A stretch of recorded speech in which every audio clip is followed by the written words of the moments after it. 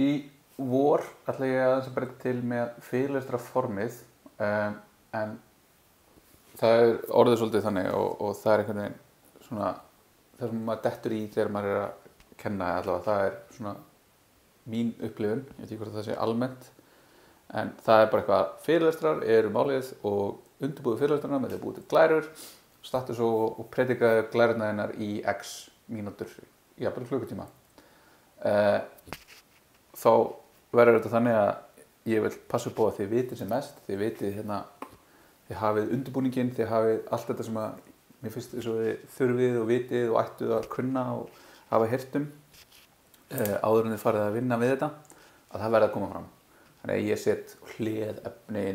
hliðin fullt af einhver líka sem er svona áhugavert, eitthvað sem tengist sögunni, eitthvað sem er svona af hverju er þetta svona, ekki bara þetta er svona. Það er svona ákveðin kúltúr í kringum vefforritun sem er bara vera til, ég meina vefforritun er ótrúlega ungt fag, rétt 20 ár sem fólk fór svona að vinna professionally við að vera vefforritarar, bara við að vinna og búa til dót fyrir vefinn og vefurinn bara rétt skriðin í 30 ára, eða rétt ekki einu sinni það, 20 og eitthvað og bara internetið rétt orðið 30 og eitthvað allavega hana og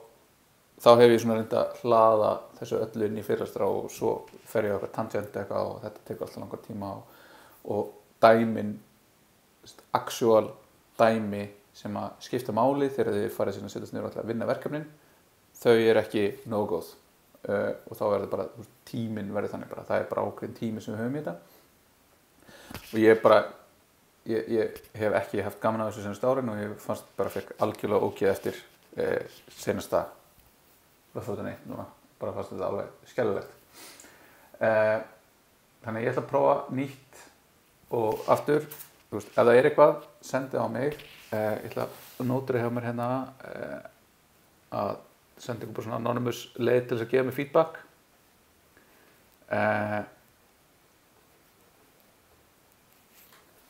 Það sem ég ætla að gera er í raun bara að taka upp fyrirlesturina og gefa það út helgi eða í byrjun viku fyrir þá viku. Þannig að við höldum þessu sem ég tók upp í fyrra var að gefa svona vikublöð sem er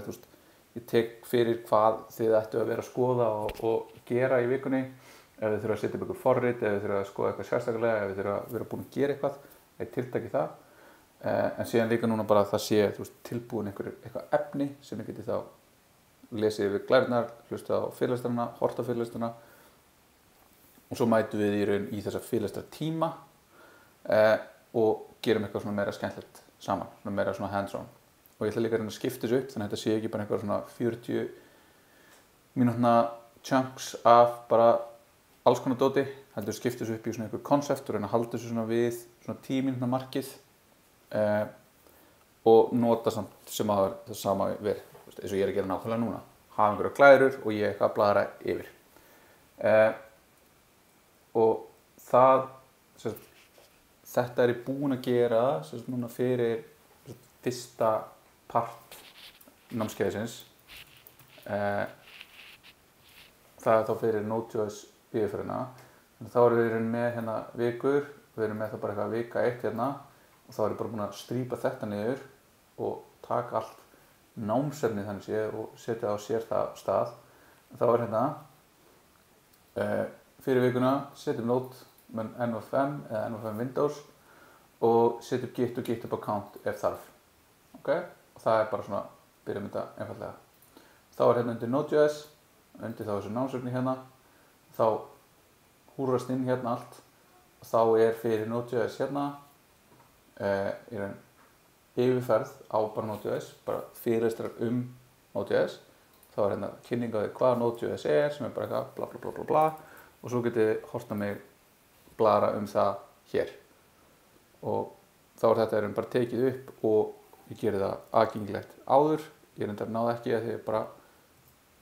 tíminn og allt það þannig að ég er búinn að fara yfir þetta en það er í raun annað sem við ætlum að fara yfir sem er í þessari viku sem er fyrir einingar og þá er hérna NPM og bara einingar yfir höfuð og þá er það eitthvað sem ég á eftir að taka upp og setja inn hérna og læta ykkur þá vita þegar það er komið og síðan fyrir næstu viku þar sem við ætlum að vera að fara yfir Express og HTTP þá er ég búinn að setja það inn stefnið að setja það inn núna í seinasta á laugardaginn og þá getið þið verið búin að horfa það fyrir miðvikudaginn eða kynna ykkur það eða ekki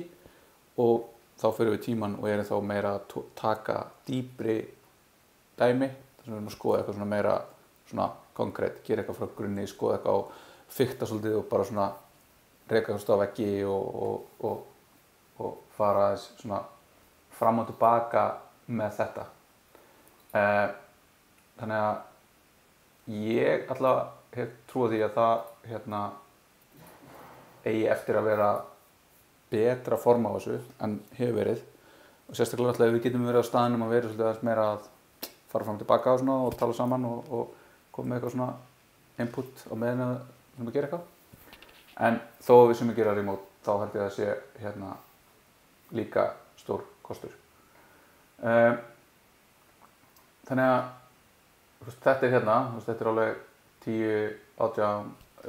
25, 30, 40 mínútur. Þetta hefði verið bara einn partur af í dag. Ég er bladur að nota þessi 40 mínútur pluss. Ég held að það sé bara mikill kostur að hafa gert það bara í einu rúmi og þið getur bara horft það á 2x eða whatever í ykkar einu rúmi þegar ykkur hendar. Þegar það að vera að taka athyglina ykkar og festa hana við eitthvað skjá og ég að bladra eitthvað finnst mér alveg bara hræðileg nýting á tíma. Þannig er planið og sjáum hvað er. Ég á náttúrulega gommu af efni bara í gegnum árin en það hefur líka verið að ég hef alltaf fundist þess að þegar ég kem að hlutnum aftur ári seinna þá finnst mér hann alltaf vera bara lélegur. Mér finnst bara efnið ekkert gott. Mér finnst ég þurfa bara að bæta. Ég er svona líka að reyna aðeins að horfast í augu við það. Þetta er bara örugglega bara fínt. Kannski bara getum við nýtt eitthvað aftur. Þannig að kannski í einhverjum tilfellum mun ég bara vísa í eitthvað sem ég tók upp í fyrra. Það er bara ekkert breyst það mikið. Sumt af þessum hlutum eru bara mjög svona solid og eru bara það er ekkert að eyða tíma í að gera það. Eyðum tíma í eitthvað annað meira skemmtilegt. En þá aðeins að námskeiðslýsingunni og það sem við ætlum að vera að brasa við er í raun bara þetta aftur. Þetta er bara þessi framhald af F41 þar sem við erum ekki núna bara að horfa á HTML, CSS og vanilla JavaScript. Þetta eru að fara að gera skoða restina af heiminum sem er þessi bakenda stöf og við ætlum að búa sér til vefþjónustur og tengjast þeim og við ætlum að tengjast í gagnagrunna og skrifa í þá og vinna með þá. Og þið þurfið ekki að hafa tekið gagnasafnsfræði, það er ekki prerequisite fyrir þennan áfanga en það mun hjálpa ykkur að einhver leiti og eins og núna get ég hefur tekið fyrir það jafnvel til þess að taka betri dæmi það hvernig við notum gagnagrunna og hvernig við setjum þetta upp og vinnum svona praktískt með þá. Þegar gagnasafnsfræði fyrir svolítið mikið það bara hvað er normalform, hvað er að normalisera gögn og gera alls konar svona og þessi svona konkrétt fræði á meðan að svona hvernig við gerum þetta bara til að safna skráningum í eitthvað. Það er svona aðeins öðruvísi pæling. Og svo ætlum við að setja upp ykkur frammynda forritasöfn framework. Hérna er reyndar Ember og Vue. Ember er orðið svolítið dottið út. Þetta er bara orðið 3 eða 4 ára gamall lýsingin hana. Vue er svona, það er bara mjög relevant ennþá og kannski skoðum við eitthvað en aftur, tíminn hefur alltaf einhvern veginn hlaupið frá manni í lokin þegar maður er að gera þetta. Öryggismál og hvað þarf að huga þegar maður vinna í því og síðan verkefni sem þeir að nýta það sem kennt er. Og þegar þið eru búið með þetta þá er þið að geta bara smíða eins og ég sagði áðan, bara búið bara til vef sem er bara nota nýjustu tæknivísindi til þess að leysa bara þau verkefni sem að ykkur langar til að leysa.